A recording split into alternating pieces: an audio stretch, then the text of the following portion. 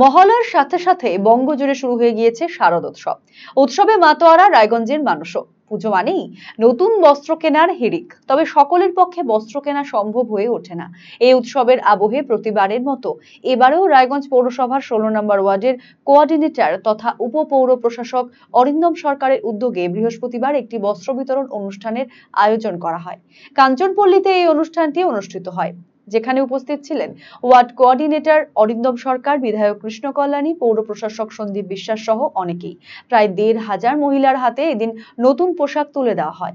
অরিন্দম সরকার বলেন, প্রতিবারই পুজো উপলক্ষে আমরা ওয়ার্ডের মহিলাদের উপহার দিই, এবারেও একই ব্যবস্থা করা হয়েছে। কাঞ্চনপল্লীর 56 প্রহর মন্দিরে এই অনুষ্ঠানের আয়োজন করা হয়েছে।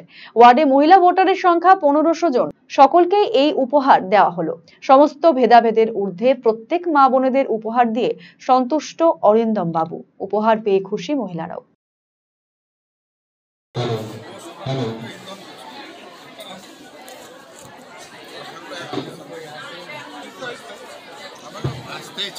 যেটা বললো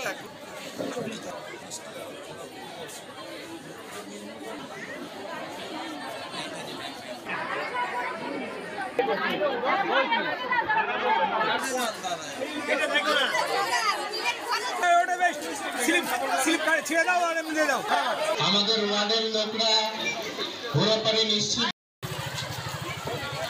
দেখুন, প্রত্যেক বছরই আমরা আমাদের ওয়ার্ড 16 নম্বর ওয়ার্ড, এই 16 নম্বর ওয়ার্ডে যত মহিলারা আছেন, আমাদের মা বোনরা যারা আছেন, তাদের সকলকে আমরা পুজোর উপহার হিসাবে আমাদের ক্ষমতা অনুযায়ী, আর্থিক ক্ষমতা অনুযায়ী তাদেরকে একটা উপহার দেওয়ার ব্যবস্থা করি।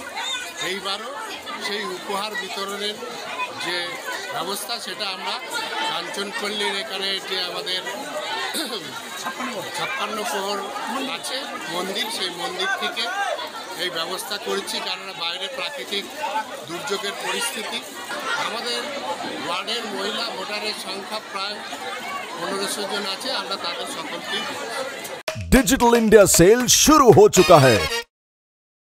इंस्टेंट डिस्काउंट, सबसे कम दाम, पाएं नो कॉस्ट EMI, बेहतरीन आफ्टर सेल सर्विस और बेमिसाल एक्सचेंज वैल्यू। आज ही रिलायंस डिजिटल आइए।